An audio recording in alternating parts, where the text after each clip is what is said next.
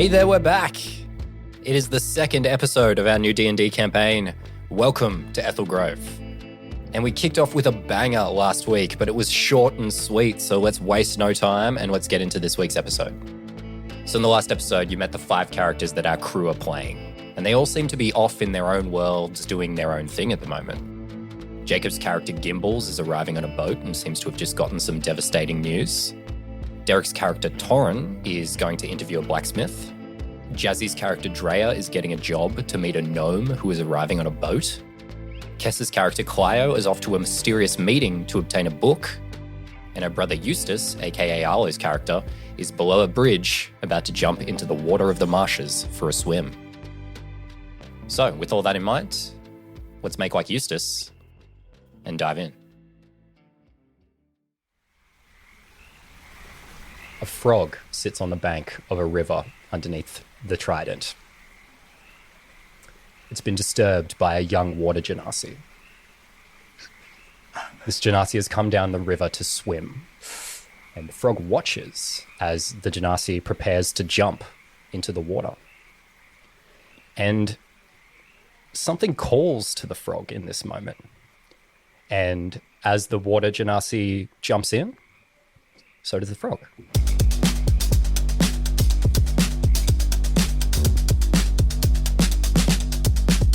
So Eustace, you smoothly pierce through the surface of the water and you swim. You're a water genasi. You feel at home submerged. You sense the ebbs and the flows of the currents and you glide along. So describe what it looks like as you swim through the waters in childlike joy. It's the best representation of joy that I think. I don't think many people get to see Eustace like this. I don't think Clio doesn't get to see Eustace like this. He's a very devoid of feelings individual. He's just he just does what he's told. But there's laughter. He's confident. He's at home. This is his home. And man can swim. The boy can swim. He's an athlete in the water, not out of it. He's a bit scrawny, but he's a good swimmer. So as you're swimming, you look over to the side and you notice there's a frog swimming along next to you. It seems to be trying to race you. Oh, let's go. Yeah, we're racing the frog 100%. We rolling. We're doing some contested athletics checks, frog versus Eustace. First roll of the season, guys. I was scared you were going to make me fight the frog. I will happily race it. You race a frog. Let me set the DC with the frog's roll here. The frog's going to roll athletics. And it rolls a 5. Not the most athletic frog, this one.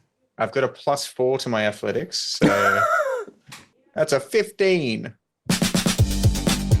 Yeah, that's what I thought, frog. You leave that frog in the dust, man. Screw that frog. That's what you say as you swim away. But not really, because you love the frog and you love all the river's creatures as a water genasi. So you're following the currents to one of your favorite places. It's a spot where all the currents seem to converge in an area underneath the boardwalk at the planks. And you found if you sit in the exact perfect spot and the waves of an approaching boat hit just right, the water launches you up through an old forgotten well, and you find yourself in this fun little back alley. It's just a fun little teenage adventure that you like to go on. It's just fun for you, and you don't really think of the danger. So you swim there, and you have to swim through a hole to get there. And as you do, something like dislodges and blocks the hole, and you think, oh gosh, I'm going to have to go out of the well no matter what happens. I might be waiting a little while. You keep going and you arrive at your destination, and you know you have to climb out of the water and climb under a part of the deck to get there. So do you do that? Yeah, I think as I get out of the water, I probably pull up my bandana that's tied around my neck just to cover my mouth a little bit. I think I like to almost, on my little adventures, it's a bit of a game for me, and I want to look like a little bit of a bandit. So I do that to not conceal any of the important parts of my face, because I still have a very clear, visible hairline that is waves, and the rest of my face is visible. But this will do the job for now. So you climb through this part that is like particularly difficult, and you sort of squeeze through, and you know this is the main area that you need to get to. But you see a different sight when you poke your head through this hole and you climb forward. There's a group of 4 people. They're placing glowing orbs down on the ground in specific patterns, while a huge, bald Goliath looks over them. Then suddenly, one of them turns to you and says, "Who the hell is that?" And we'll cut away.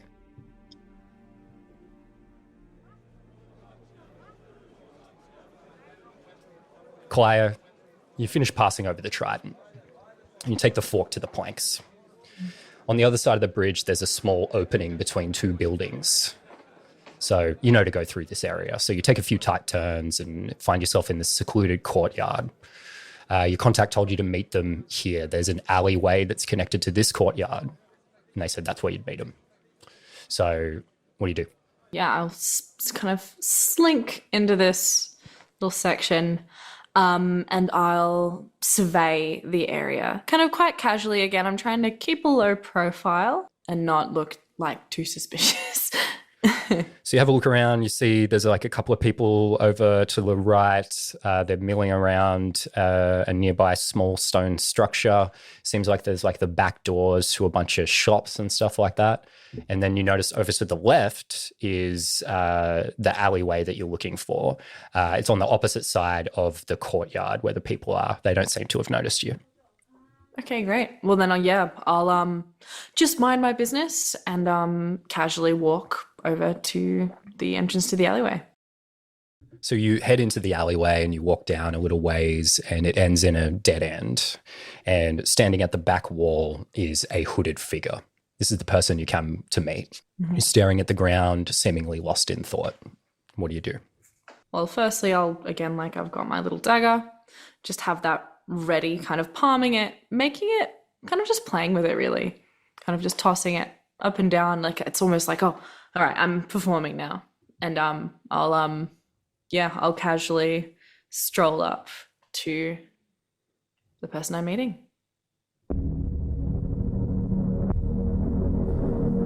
His hood falls back as you approach. You see his pale, semi-translucent face of a changeling looking at you blankly. He says, well, I wondered if you'd show. You wondered, did you? That's cute. No, come on. Let's do this, hurry up. Well, you don't want to catch up first? This book was, wasn't easy to come by. I thought you might want to be friendly. Okay, let's make this a little bit easier for you. The less you know, the better position you're in. So if we could just do this, I'd like to catch up. That sounds great to me. So just make it quick and we can be on our way, okay? He pulls the book out and he opens it up. He says, funny, cute little thing like you. So much going on under the surface. So many secrets. Then you send me to get a book like this one. Interesting. Very funny. I'm thinking maybe the price went up. Oh, that is funny if you think that, darling. I want to make it more clear that I'm kind of playing with this knife. How tall is this person? Like, are they, like, I'm not particularly tall, but am I? It's taller than you by a couple of inches. Okay. He looks at the knife and goes, cute. He says, well, how's about this then? You come at me with that knife, I keep the book, and I kill you right here in this alley. And I take everything you have. How's that sound? Can I fling the knife and see, not at him, but see if I can have it land kind of nearly clip his ear, maybe clip his ear directly in the wall behind him?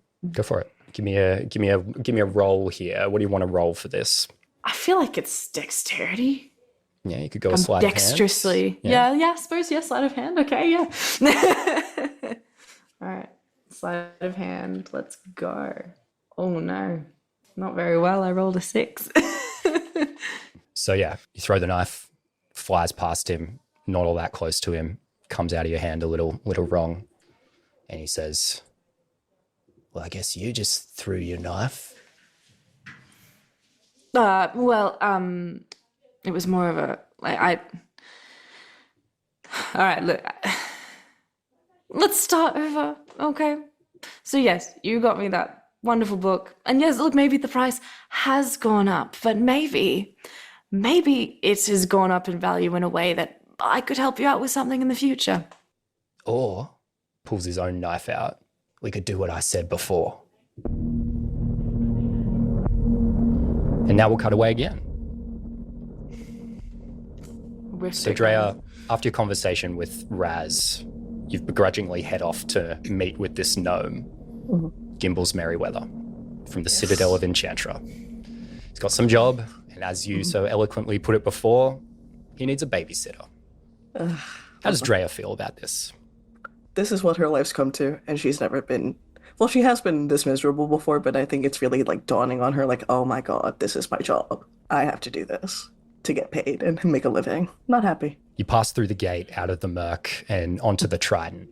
And as you step onto the bridge, you hear the sound of the massive mechanical gears of the gate start to click into motion.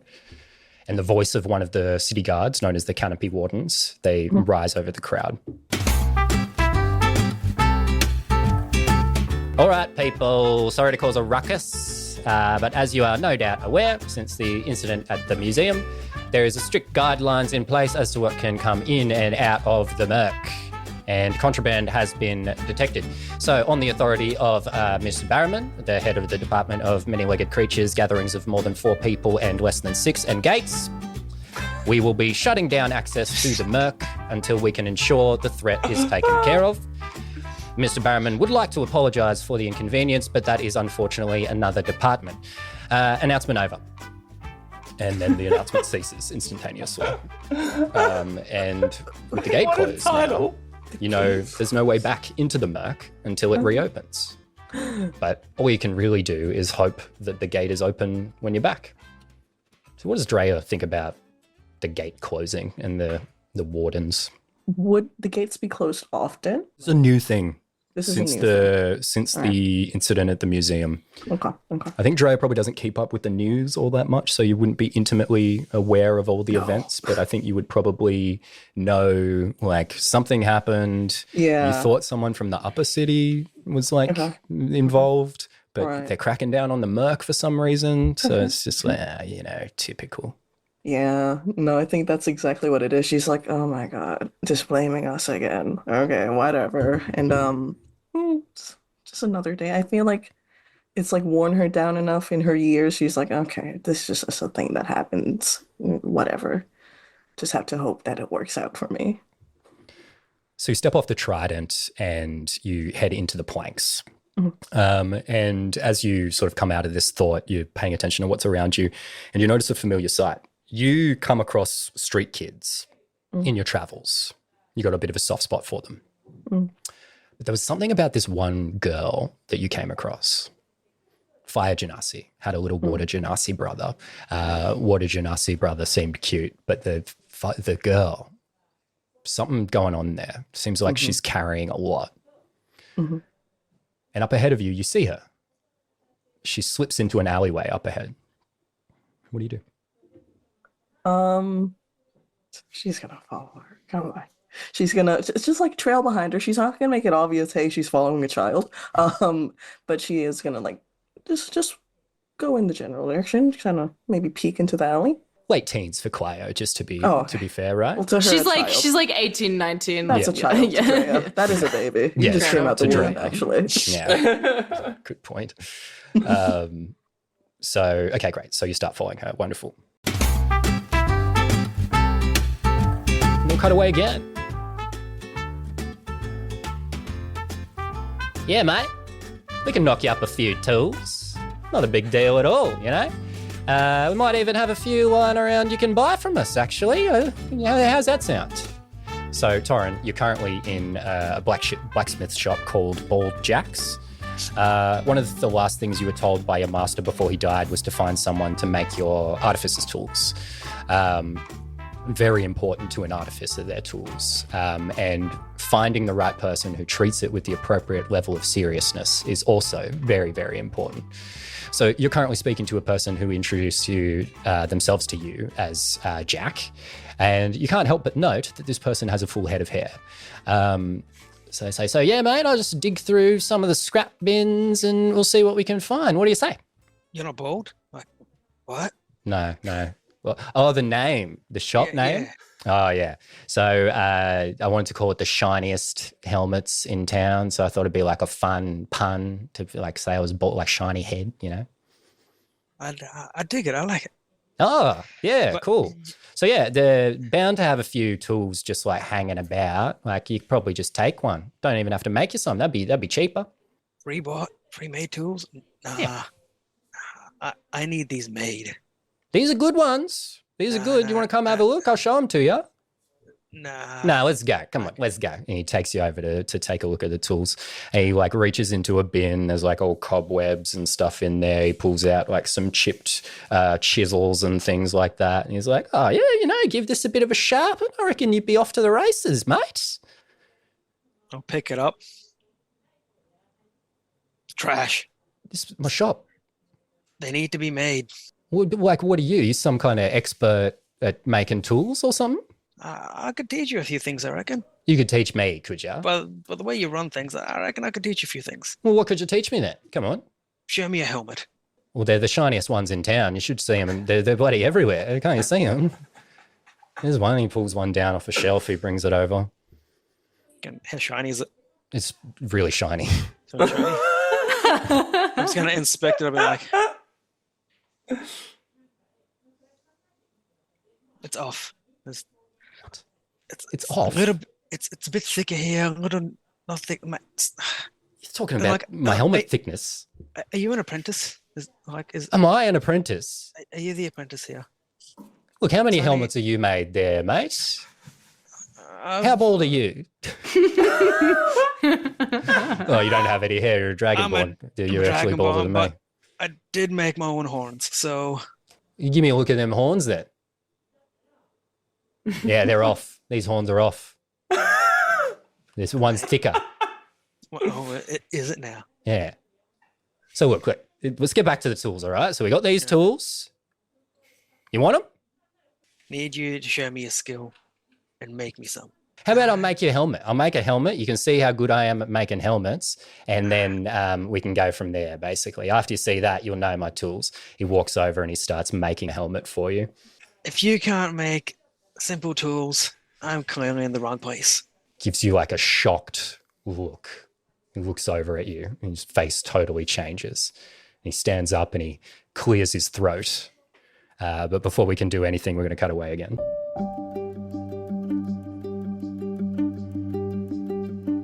So after what feels like eons, the boat finally docks at the planks. It's an incredible sight. Magical machinery coming to life to receive the boat in a way you've never seen, Gimbals. And all this washes over you as you reread the letter. You had visions in your mind of discovering new magical technology, going on incredible adventures, having things named after you. But it turns out you've been sent to essentially set up a tourism office. The Citadel of Enchantra has been trying to make inroads with the branch council of Ethel Grove, and the council have allowed them to set up the Enchantra Outreach Office. So the more you read, the more you realize you won't be going on cool adventures and making amazing discoveries. You'll be stuck in an office. How does Gimbals feel about that? Oh, the indignation. I think even like he's still on the boat, he's ranting on the boat loudly, not caring who's hearing. So there you are, you're ranting away, and eventually the boat does dock at port. I think people are avoiding you a little bit because you seem very upset. But Spanner comes up to you again and he says, "Oh, Mr. Merriweather, you okay?" Look, not right now, Spanner. Look, with all of my talents, you'd think that they'd put me on some sort of actual field exercise, but no, office duty, admin duties beneath me. beneath me. Yeah, I agree. Totally agree. If I was in charge, I'd put you on every field work. Yeah, I'd give you all of that. But if you follow me, I'll show you where the person is coming to meet you. So you read the letter. You and told then me. gave it to me. You told me. Okay. I do forget. Yes. Okay. Well, you let's might go. forget where you have to go. So come with me. I'll show you. I have never graced Ethel Grove's shores before, and it's a wonder. I'm excited. Well, okay, that's good. Well, Mr. Merriweather, I will show you where this person is coming to get you. So after you, no, sorry, follow me, my good man. Lead the way, Spanner. Lead the way. You can see him sort of like ruminating in his mind as he's following him along.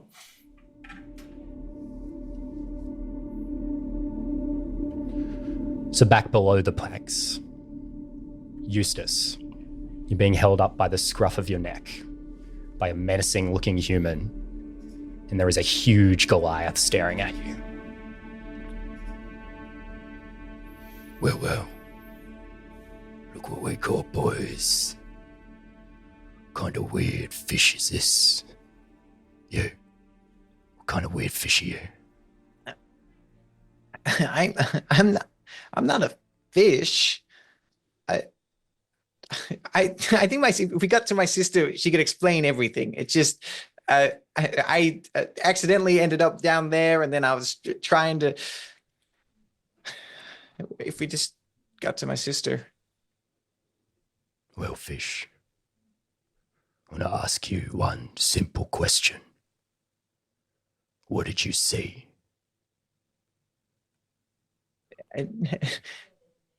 Nothing. I didn't see anything. We see, little fish. We've been paid a lot of money to come down here and put these shiny orbs around. And funny thing is, they were real specific to make sure that no one saw what we did. What do you think of that, fish? Then maybe there's no problem because I didn't see anything. So you're doing a good job, I guess. Seems to think about what you said for a while. And he turns away from you. And you hear his voice say, Kill him. and as he says that, you hear a familiar sound. A boat docking at the port at the planks. You sense the currents below you surging. And as one of the other people holding you captive goes to pull their sword, water comes rushing through directly below you, and the human loses grip on you. And you shoot out of his grip and fly through the hole in the ceiling. Huge. Thank goodness for that. Back in the alley with Clio and the Thug. Thug starts to speak. It's funny. No one ever thought much of Jimmy Skinsuit. But look at me now. About to kill a child. Now you notice his face drop. What do you do? I piff my knife at him. What do I have? What can I do? Okay. So you're panicking for a moment. You're trying to think of what to do in this moment. Yep. And he looks over your head and he says, I was just joking. I wasn't going to do anything. Clay, it's like he's not even talking to you. What do you do? I'm gonna lunge at him and just try choking him. Okay. Yep. She's scrappy. Okay, let's go ahead. Give me an athletics check here. Oh, God. Athletics. Alrighty. It's an athletics roll. That would be an 11. Great. Now, Drea, can you also give me an athletics roll? Athletics. Where is it? 17. Well, that beats the 11 Okay. in the contested athletics checks that you guys were just making. Oh, that's crazy. Wow. So as Numbers. Clio, you go to lunge, you feel a hand on your shoulder and you turn around, and towering behind you, staring daggers at the person who has been menacing you, is the most imposing water genasi that you have ever seen. Drea, you got stuck in some narrow alleyways as you followed the fire genasi girl, but you got through eventually. And as you arrived, you heard what Jimmy's skin suit just said. Mm-hmm. So you know this guy, he's a low-level scumbag. He's been used and abused for his changeling abilities, and he was made nasty because of it. What do you do? Her hand is like firmly placed on Clio's shoulder right now. Not in a like stay still kind of way, just let me handle this kind of way. It ain't right to bully a kid like this, you know, Jimmy? I'm sorry, Dreadnought. I didn't think it through. Look, she can have the No, book. I know you promise didn't. I won't do it again. No, give it to her. No, I want to watch you. Takes it out, and his hand's shaking as he hands it over.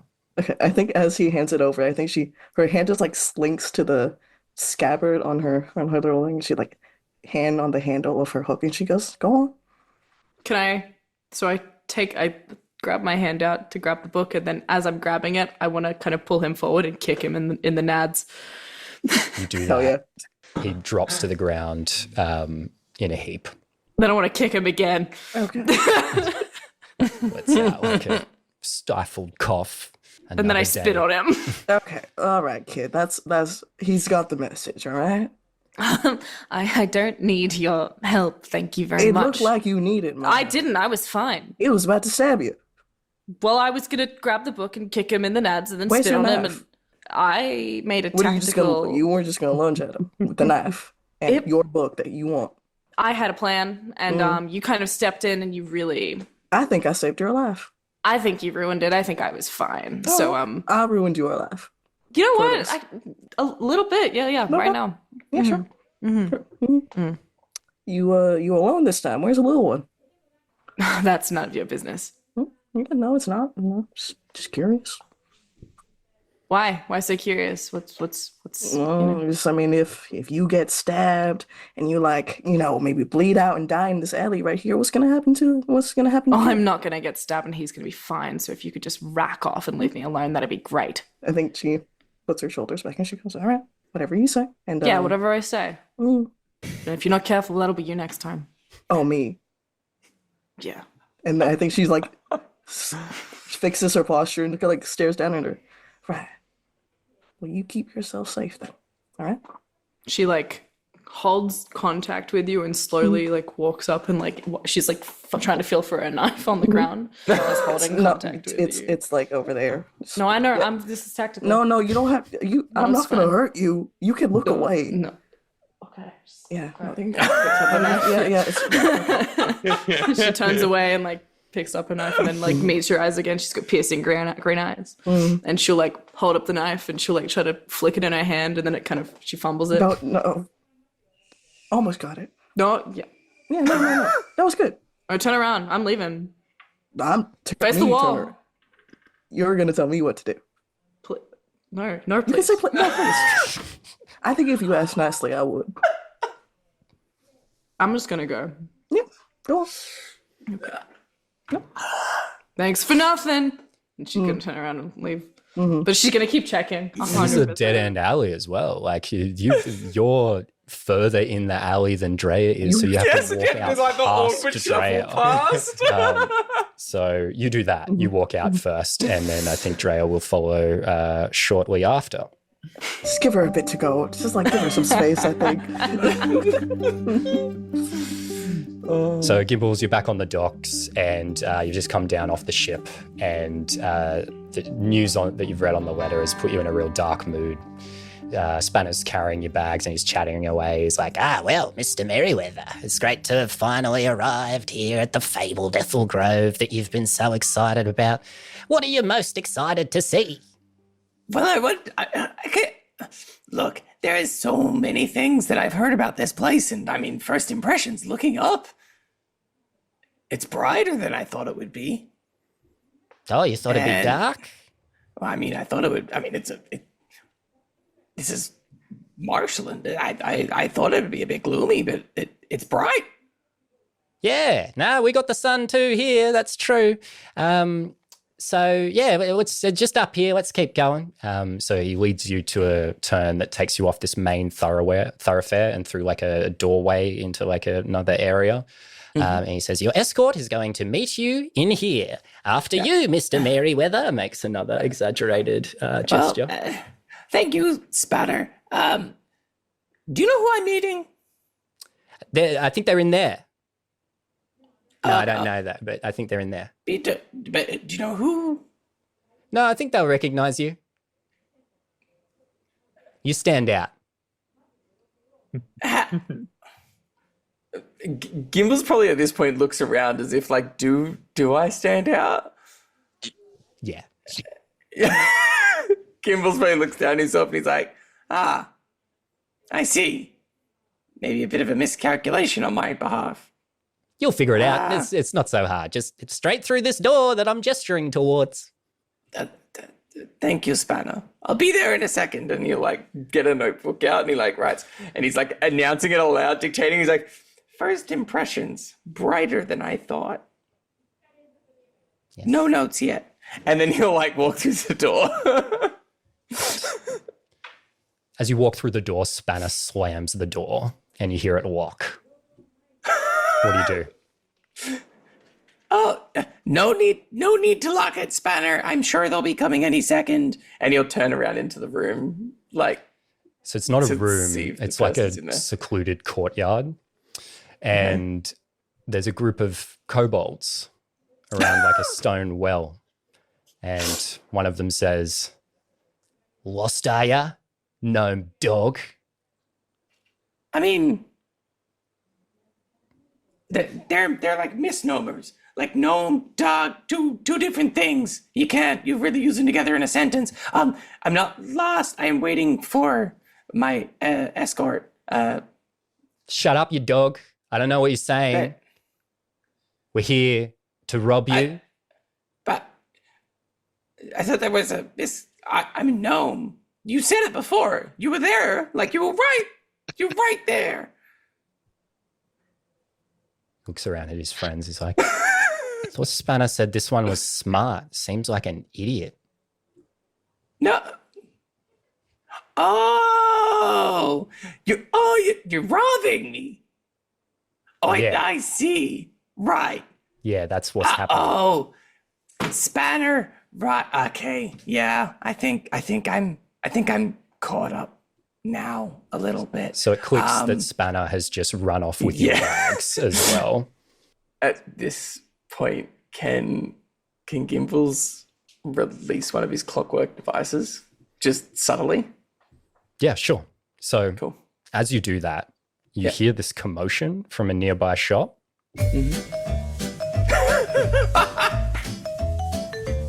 If you're going to talk crap about my work, then you can find someone else to make your bloody tools. And the door bursts open and out stumbles a bronze dragonborn in silver armor. Torrin, you've just been thrown out of ball jacks. You haven't really clocked what's going on around you. What are you doing as you get thrown out? My God. Can't even make a simple set of tools.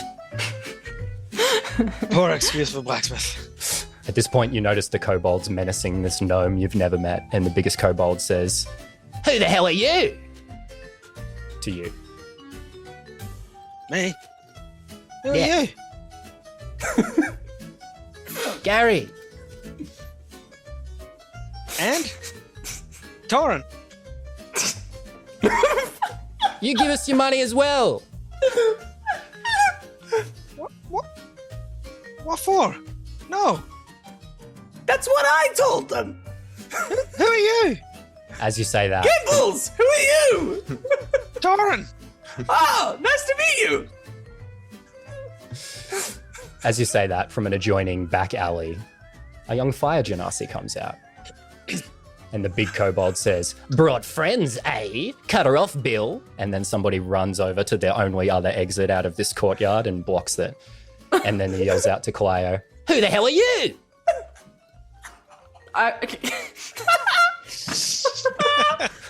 She stops and she's staring at like what is going on. She makes eye contact with Gimbals, I guess the gnome, the fire genasi, and then the kobold. How big is the kobold? The tallest kobold is like 6 inches shorter than you. Great. I lunge at him and I want to try and kick him in the gonads. Okay, so as you're lunging, Drea walks into the scene, and he sort of like moves away, and like another kobold comes in front of this guy, and you kick the other kobold instead. And he says, "Oh," as he notices Drea, "they even got that marshman that used to be dangerous as well. What are you doing here, bloody head naught? Because you got naught in your head." Oh. You know what? That one was actually smart. That was a good one. That was I good go. one, That, too. it's kind of right. Hey. That was kinda better got than you. dog. All right. They actually tried for that one. That was trying kinda to cool. you lot. What are you doing here? One. Yeah, Shouldn't you be in the what are you nursing doing home? here? All right. And she just kind of like starts making a beeline towards this kobold. It's like, what? Do you want to say that to my face, kid? So as you start doing that, there's a bubbling sound coming from the well. And suddenly there's a huge burst of water flying out of the well. There's a young water genasi. Eustace, you've done this before, so I'll give you the chance to not fall on your face here. Give me an acrobatics.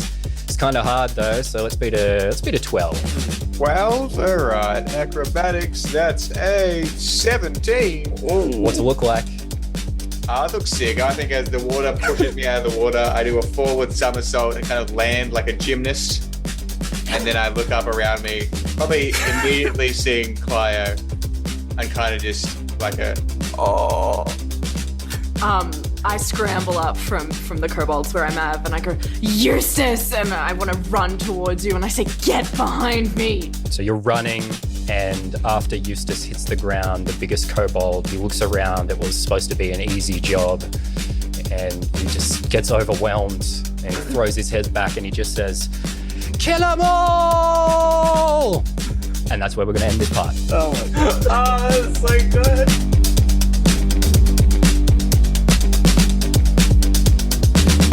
And now I can truly say it. The unofficial slogan of Ethel Grove. Welcome to Ethel Grove. Give us all your money, or you might end up dead. And to find out if the guys end up dead, make sure you don't miss the next episode right here on the Sounds Like Adventure podcast feed. But hey, with all that in mind, I'll catch you in the next episode of Sounds Like Adventure.